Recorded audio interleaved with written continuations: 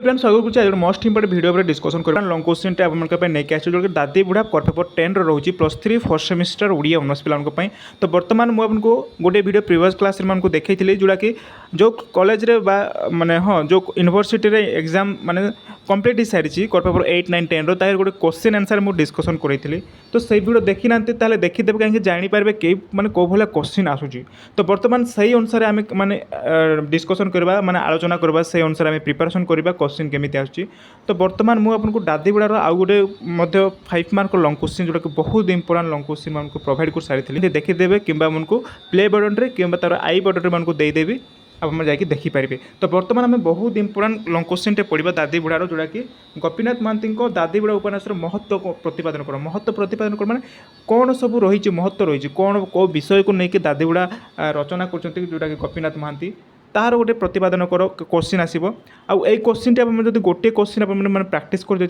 जेकोसी question आसो आप लिखिपारे बुझीपारे तो चलते वीडियो को डेरी नगर फटाफट स्टार्ट करेंगे पूर्व समस्त चैनल को सब्सक्राइब करदे और वीडियो को समस्त लास्ट तक देखिए तो देख तार महत्व कौन आम जाना देख यहाँ मन रखु जो दादीबुढ़ा उपन्यास अच्छे ये आपंकर गोपीनाथ महांती कोरापुट अंचल आदिवासी मान जीवन शैली को लेकिन एटार रचना कर तो आप कनसेप्ट प्रथम क्लीयर हो जातु मु गोटे वीडियो प्रोवाइड कर से वीडियो देखिले ही आप क्लीयर हो जाए तो एठार आम आउ गोटे लॉन्ग क्वेश्चन पढ़ा देखो प्रथम आप इंट्रोडक्शन देवे जो ओडिया उपन्यास साहित्य जगत में गोपीनाथ महांती बहु प्रसिद्ध अधिकारी आदिवासी जीवन संस्कृति परंपरा और विश्वास को नहीं मुख्यतः उपन्यास साहित्य विकसित हो आसुची तो आदिवासी संप्रदायर संस्कृत राजनीति पर्वपर्वाणी सहित से जीवन सुख दुख आशा निराशा से शोषण और पेषण कर चित्र उपन्यास गुड़िक आम अधिकांश देखा पाई तो दलित निष्पेषित एवं अवहेलित परजा हाँ कर्ण है परजा कंद एवं कौन गदबा प्रभृति जनजातिर जीवन और सामाजिक समस्या को बेस सार्थक भाव में रूपायण कर दादीबुढ़ा महांती यही उपन्यास रे। तो गोपीनाथ महांती जीविका छल तथा जीवनर बहु समय आदिवासी और दलित संप्रदायर सहित सीधा सड़क संपर्क आसी कोरापुटर रायगड़ा रहणी काल आदिवासी मान सहित मिसी कौन जाई से जीवन धारा संपर्क सविशेष ज्ञान आरोहण करते तो कोरापुट अंचल गोटे कोरापुट माने कौन अच्छी कोरापुट अंचल रायगड़ा रहणी काल सेठार कौन आदिवासी मान सहित मिसिकी किए गोपीनाथ महांती चालीचलन व्यवस्था अनेक प्रकार जीवन विषय से आलोचना करते तो संपर्क औपन्यासिक गोपीनाथ महांती वक्तव्य होची सेमाने प्रकृतिर संतान से प्रकृतिर संतान माने से प्रकृत उपर भल पाती माने जो माने अच्छी कौन प्रकृतिर जंगल हो कि कौन जहाँ भी पानी पवन जहाँ भी से विश्वास कर प्रकृति सहित से जीवंत प्रकृति से संपर्क गढ़ी माने गढ़ी रही तो शिशु परि सरल निष्पट बा निष्पेपट प्रकृतिर समस्त ऐश्वर्य संपदर से वंचित ऐश्वर्य माने भगवान प्रकृति माने प्रकृति को ही माने से भगवान बोली मानती प्रकृति माने कौन आकाश को पानी को पवन को है जल को ये प्रकृति को ही से भगवान बोली मानती तो प्रकृतिर समस्त ऐश्वर्य संपद से होते वंचित तो समाज अवहेलित निर्यातित चाकरी जीवन काल अर्थात प्राय 1939 आदिवासी सहित मोर संपर्क तो एठार देखूँ आई जो उपन्यासटी मैंने लिखिं 100 वर्ष 1 ईयर लगी जोटा गोपीनाथ महांती को यही उपन्यास लिखा मैंने भावतु केते लंबा उपन्यासटी पढ़े जानीपारे है तो कौन कहुई चाकरी जीवन करुवा अर्थात प्राय 1939 आदिवासी सहित तार संपर्क माने 1939 आदिवासी सहित संपर्क एठार बोली कहते गोपीनाथ महांती तो मुझे मिसी एवं यह सांगरे बसी मांडिया जाऊ और शुआ जाऊ और आंब टाकुआ जाए खाऊँगी ये देखो से माने खाइबार प्रिय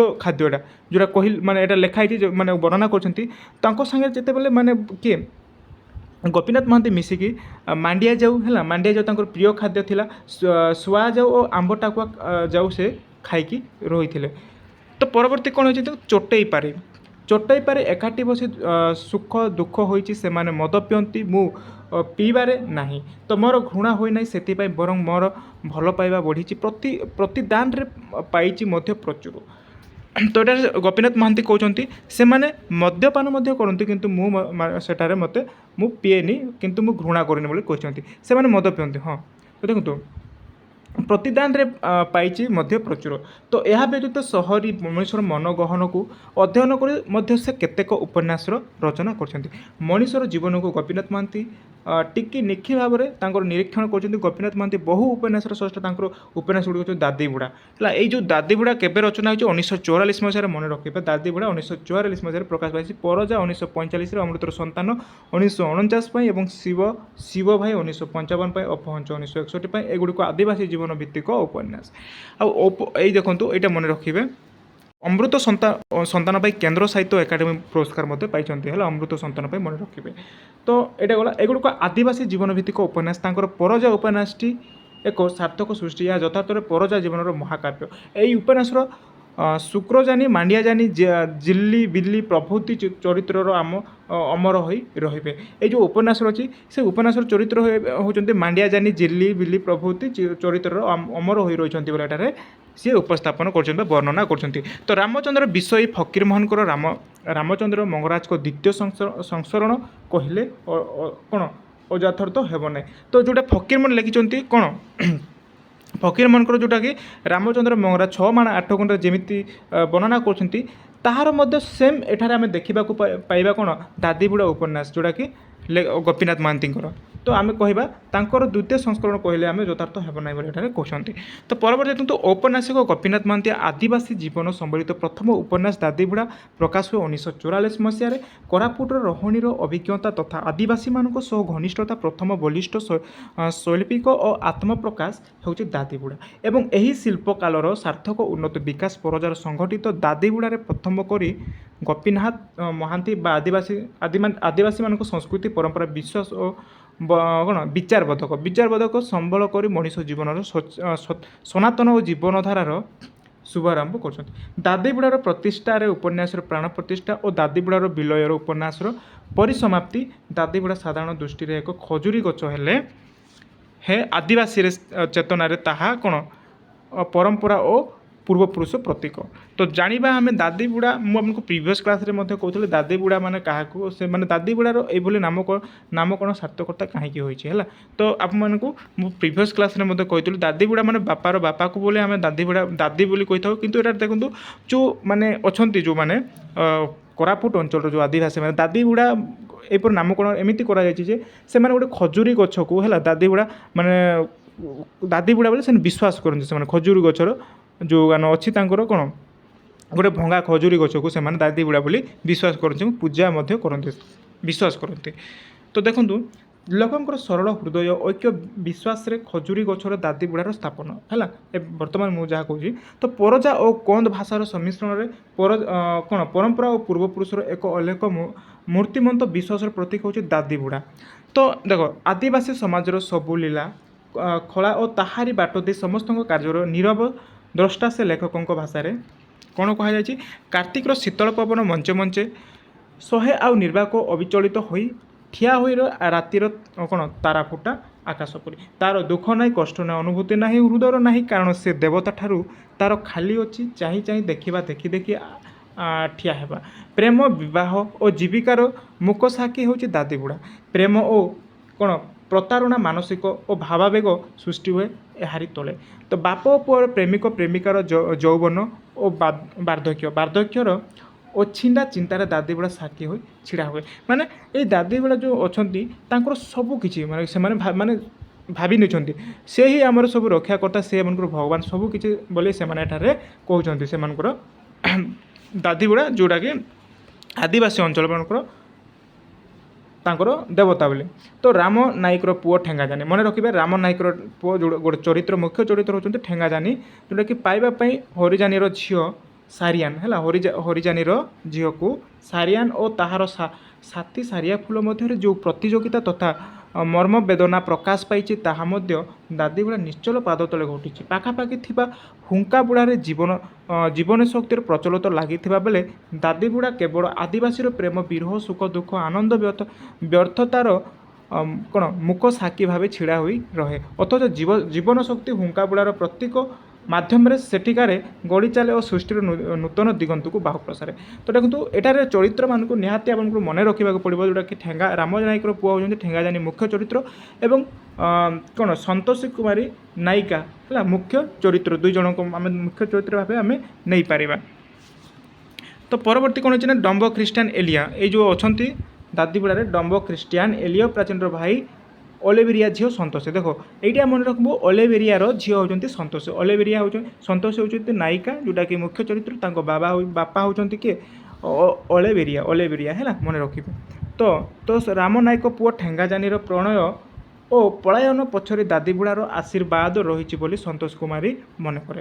ତ ଏଇ ଯେଉଁ ଘଟଣାଟି କ'ଣ ହୋଇଛି ନା ମାନେ ଯେଉଁ ଠେଙ୍ଗାଜାନିକୁ ଅନ୍ୟ ଯେଉଁ ମାନେ ସାରିଆନ ପାଇଁ ମାନେ କ'ଣ ପ୍ରସ୍ତାବ ନେଇଥିଲେ ହେଲା ମାନେ ତାଙ୍କୁ ମ୍ୟାରେଜ୍ କରିବା ପାଇଁ ତାଙ୍କୁ ପ୍ରସ୍ତାବ ନେଇଥିଲେ କିନ୍ତୁ ଠେଙ୍ଗାଜାନି କ'ଣ କହୁଛି ନା ଅନ୍ୟ ଝିଅ ସହିତ ଧରିକି ପଳେଇଛି କାହାକୁ ଯେଉଁଟାକି ଅଲିଭେରିଆର ଝିଅକୁ ସନ୍ତୋଷିନୀକୁ ନେଇକି ସନ୍ତୋଷ କୁମାରୀକୁ ନେଇକି ସେ ନେଇକି ପଳେଇଛି। ତ ଏଇଟା କ'ଣ କୁହାଯାଇଛି ତ ଠେଙ୍ଗାଜାନି ପ୍ରଣୟ ପଳାୟନ ପଛରେ ପ୍ରଣୟ ପଳାୟ ମାନେ ସେ କ'ଣ ଯାଇଛନ୍ତି ପଳେଇଛନ୍ତି ସେମାନେ 2 ଜଣ ମିଶିକି ହେଲା ମ୍ୟାରେଜ୍ କରିଛନ୍ତି ଲଭ୍ ମ୍ୟାରେଜ୍ ଏଇଟା ଆମେ ବୁଝୁଛୁ। ତ ପଛରେ ଦାଦିବୁଡ଼ାର ଆଶୀର୍ବାଦ ରହିଛି ବୋଲି ସନ୍ତୋଷ କୁମାରୀ ମନେ କରେ। ତ ଏଇ ଯେଉଁ ପଳେଇବାର କାରଣ ଏଇଟା ହେଉଛି ଦାଦିବୁଡ଼ାର ଆଶୀର୍ବାଦ ବୋଲି କିଏ କହୁଛନ୍ତି ସନ୍ତୋଷ କୁମାରୀ ମନେ କରୁଛି। ତ ଅନ୍ୟ ପକ୍ଷରେ ଅନ୍ଧବିଶ୍ୱାସୀ ଓ ପରଜା ଏହାକୁ ଏକ ସାଂସ୍କୃତିକ କାର୍ଯ୍ୟ ବୋଲି ଭାବେ ଠେଙ୍ଗାଜାନିର ମିଳନ ପ୍ରେମ ତଥା ପ୍ରଣୟ ଏବଂ ନୂତନ ଜୀବନ ଅନ୍ୱେଷଣରେ ସେମାନଙ୍କର ଆସାମ ପଳାୟନ ମାଧ୍ୟମରେ କଥାବସ୍ତୁର କ'ଣ ଚମତ୍କାରିତା ପ୍ରକାଶ। ତ ଏ ଯେଉଁ ପଳେଇଛନ୍ତି ଯେଉଁ କ'ଣ ଠେଙ୍ଗାଜାନି ଏବଂ ସନ୍ତୋଷ କୁମାର ସେମାନେ ଆସାମ ପଳାଇବା କଥା ଏଠାରେ କୁହାଯାଇଛି ହେଲା। ତ ମାତ୍ର ଲେଖକମାନଙ୍କର ମାନସିକ ବା ମାନବିକ ଆବେଦନଶୀଳ ଶୈଳ୍ପିକ ସାର୍ଥକତା ରାମ ନାୟକର ଅନ୍ତିମ ଜୀବନକାଳ ଭିତରେ ଅଙ୍କିତ। ତ ପୁଅକୁ ବିବାହ ଦେଇ ପୁଅ ବୋହୂଙ୍କ ସଂସାର ତାହାରି ମୂଳତ୍ୱ ପାଟନ ଦ୍ୱାରା ରାମ ନାୟକ ଜୀବନରେ ଯେଉଁ ଆଶାଭଙ୍ଗର କରୁଣ ରାଗିଣୀ ହେଲା କରୁଣ ରାଗିଣୀ ସୃଷ୍ଟି ହୋଇଛି ତାହା ହିଁ ଉପନ୍ୟାସର ଅଧିକ ଜୀବନ୍ତ ଓ ମନୋଜ୍ଞ କରିଛି। ତ ଏଇଟା ଦେଖନ୍ତୁ ବହୁତ ବଢ଼ିଆ ସୁନ୍ଦର ଭାବରେ ସେଠାର ଥିବା ଚାଲିଚଳନ ସେଠାର ପ୍ରତ୍ୟେକଟି ଜିନିଷକୁ ନେଇ ସେମାନେ ବର୍ଣ୍ଣନା କରୁଛନ୍ତି। ଔପନ୍ୟାସିକ ଘଟଣା ସ୍ରୋତର ଐତିହାସିକ ଧାରାକୁ ପ୍ରାଧାନ୍ୟ ନ ଦେଇ ଚରିତ୍ରମାନଙ୍କ ମାନସିକ ସାଂଘାତିକକୁ ଅଧିକ ଗୁରୁତ୍ୱ ଦେଇଛନ୍ତି। ତେଣୁ ରାମ ନାୟକର ପ୍ରତିଷ୍ଠାତା ପରଜା ସମାଜରେ ତାହାରି ସ୍ଥିତି ସମ୍ପର୍କରେ ମାତ୍ର ଗୋଟିଏ ପୃଷ୍ଠାରେ ଯେଉଁଟାକି ବର୍ଣ୍ଣନା କରାଯାଇଥିବା ବେଳେ ରାମ ନାୟକ ଦେଖ ରାମ ନାୟକର ମାନସିକ ଭାବାବେଗ ଓ ପରିକଳ୍ପିତ ଭବିଷ୍ୟତ ସୁଖ ସ୍ୱପ୍ନର ଧୂସରତାଜନିତ ଓ ମର୍ମବେଦନାକୁ ପ୍ରାୟ ଦୀର୍ଘ 35 ପୃଷ୍ଠା ଭିତରେ ଲିପିବଦ୍ଧ କରାଇଛନ୍ତି ହେଲା। ତ ଦେଖନ୍ତୁ ଘଟଣା ଅପେକ୍ଷା ଘଟଣାରାଜିର ଜନିତ ଘଟଣା ଜନିତ କ୍ରିୟା ପ୍ରକ୍ରିୟାର ପ୍ରଭାବକୁ ଏହି ପୃଷ୍ଠା ଗୁଡ଼ିକର ଅଧିକ ପ୍ରଭାବଶାଳୀ ଭାବେ ପ୍ରକାଶ କରୁଛି। ଦାଦିବୁଡ଼ା ଉପନ୍ୟାସର ଶୈଳ୍ପିକ ସୌନ୍ଦର୍ଯ୍ୟ ଓ ଉପନ୍ୟାସର ଶେଷ ଭାଗରେ ହିଁ ଉତ୍କୀର୍ଣ୍ଣ ପୁଅ ବୋହୂଙ୍କ ମିଳିତ ସଂସାର ଅପେକ୍ଷା ଥିବା ଆଧାରିତ ବା ଅଧାତୋଡ଼ା ଘରକୁ ସ୍ମୃତିକୁ ଆଣି ରାମ ନାୟକ ଦାଦିବୁଡ଼ା ଏହିପରି କହେ ଦେଖ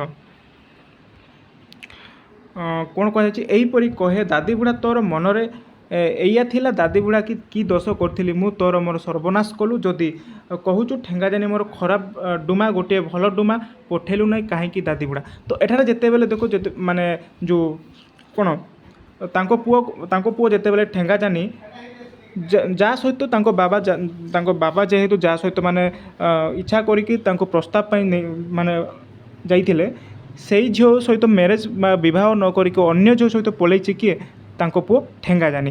ତ ସେଇଥିପାଇଁ କହୁଛନ୍ତି କିଏ ଏଠାରେ କହୁଛନ୍ତି ରାମ ନାୟକ କହୁଛନ୍ତି ଯେ ତାଙ୍କ ବାପା କହୁଛନ୍ତି ଦାଦିବୁଡ଼ାକୁ କାହିଁକି ଏଇ କାମ କାହିଁକି କଲୁ ମୁଁ କ'ଣ ଭୁଲ କରିଥିଲି କି ମୋତେ ଏମିତି କାହିଁକି କଲୁ ଏମିତି କାହିଁକି କଷ୍ଟ ଦେଲୁ ବୋଲି ଏଠାରେ ଦାଦିବୁଡ଼ାକୁ କହୁଛନ୍ତି ହେଲା। ତ ଏଇ ଡୁମା ଯଦି ଭଲ ନାହିଁ କାହେଲେ ମୋତେ ଅନ୍ୟ ଡୁମା ପଠେଇଲୁ ନାହିଁ କାହିଁକି ବୋଲି ଏଠାରେ ପ୍ରତିବାଦ କରୁଛନ୍ତି ଦାଦିବୁଡ଼ାକୁ ହେଲା। କାହିଁକି ଯେଉଁ ମାନେ ନାଇଁ ଜାନେ ତ ପାଳିଲି ପଢ଼େଇଲି ମାନେ କେତେ କଷ୍ଟ କରି ତାକୁ ବଢ଼େଇଲି ଛୋଟରୁ ବଡ଼ କଲି କିନ୍ତୁ ଏଡ଼ିଟିଏ କଲି ଶେଷରେ ମୋର ପୁଅକୁ ମୋରି ମୁହଁରେ ଗହିଟା ମରେଇ ଦେଇ ଦୂର ବିଦେଶକୁ ବିଦା କ'ଣ କରିଦେଲୁ ରେ ଦାଦିବୁଡ଼ା ବୋଲି ଏଠାରେ ଦାଦିବୁଡ଼ାକୁ ପ୍ରତିବାଦ କରୁଛନ୍ତି କିଏ ନାଇଁ ଜାନି ତ ମୋର ଖାଇବା ଭାତରେ ଧୂଳି ଦେଲୁ ବୋଲି ଏଠାରେ ଦାଦିବୁଡ଼ାକୁ ପ୍ରତିବାଦ କରି କହୁଛନ୍ତି। ତ ପରବର୍ତ୍ତୀ କ'ଣ ହୋଇଛି ଦେଖ ତ ଏ ଉକ୍ତିରେ ବିଶ୍ୱାସ ଅପେକ୍ଷା ଅଭିଯୋଗର ଚଟୁଳ ଯୁକ୍ତି ଅଧିକ ପ୍ରକାଶିତ ଯୌକ୍ତିକ ବିଚାରବୋଧରେ ସମଗ୍ର ସାମାଜିକ ବିଶ୍ୱାସକୁ ବ୍ୟକ୍ତ ଉପହାସ କରୁଛି ନିର୍ଜନରେ। ତ ଏହି ମୁହୂର୍ତ୍ତରେ ବିଶ୍ୱାସ ଅପେକ୍ଷା ନିଜର ପୁରୁଣା ଗାଁକୁ ଛାଡ଼ି ନୂଆ ଗାଁ ନୂଆ ସଂସ୍ଥା ଗଢ଼ିବାର ସମ୍ଭାବନା ଯେତେବେଳେ ଆସିଛି ରାମ ନାୟକ ହେଉଛି ତାଙ୍କ ବାପା ରାମ ନାୟକ ତାକୁ ସହଜ ଭାବେ ଗ୍ରହଣ କରି ନେଇଛି ଏବଂ ପୁଅ ବୋହୂଙ୍କ ରହିବା ପାଇଁ ତିଆରି ହେଉଥିବା ଅଧା ତଳା ଘରର ସ୍ମୃତି ବା ପୁରୁଣା ଗାଁରେ ଦାଦିବୁଢ଼ା ନିକଟରେ ଅତୀତରେ ଆଉ ଟିକେ ରହିଲା ଅତୀତରେ ରହିଥିବା ସମସ୍ତ କାମନା ଓ ଆତ୍ମୀ ନିବେଦନକୁ ଏକ ଶବ ପରି ପଛରେ କ'ଣ ପକାଇ ବଞ୍ଚିବାର ନୂତନ ପ୍ରତିଶ୍ରୁତି ନେଇ ଗୋଷ୍ଠୀ ସହ ରାମ ନାୟକ ଚାଲିଛି। ତ ଔପନ୍ୟାସିକ ନାଟକୀୟ ଉପସ୍ଥାପନ କୌଶଳ ଦ୍ୱାରା କଥାବସ୍ତୁର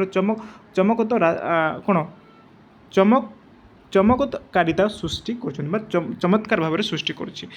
এইভাবে দেখুন এইছে যেতবে নেক্সট সময় চালিত জীবন উপরে মূল্যবোধ নিয়ন্ত্রণ জীবনের প্রাধান্য উভয় এক ভিত এটা আপনার টিকে লাস্টকু লিখিদেবে হল। তো বিষয়বস্তু এমনি এতিকি হয়েছিল আপনার টিকে এটা দেখিদেবে লাস্টকু কোণ মানে তার প্রতিপাদন কোণ হয়েছে হল তার টিকে লিখিদেবে কনক্লুজন। তো এতিকি লা আপনার লং কোশ্চিন বহুত ইম্পর্টাট যদি কোশ্চিন আসছে তাহলে এই বিষয়বস্তুকে আলোচনা করবে কোণ অছি বিষয়বস্তুরে হল মানে সেই গাঁর চিত্র কেমিতি লা দাদিগুড়া যে লুলা গাঁ বলে গোটে গাঁ তাঁর মানে এটা বর্ণনা করছেন লুলা গাঁ এবং মুরান বলে গোটে নদী লা এমনি কোশ্চিন আসব সর্ট কোশ্চিন আপনার মনে রাখতু। তো দাদিগুড়ার বহুত ইম্পর্টাট লা আজ আপনার লং কোশ্চিন 8 মার্কর। তো যে মানে প্রিভিয়স ক্লাস দেখি না जोटाकि दादीबुढ़ा आ गोटे क्वेश्चन अच्छे मुझे आई बटन ये आप क्लिक करके देखिपारे आपको बहुत भलसे आपको बुझे।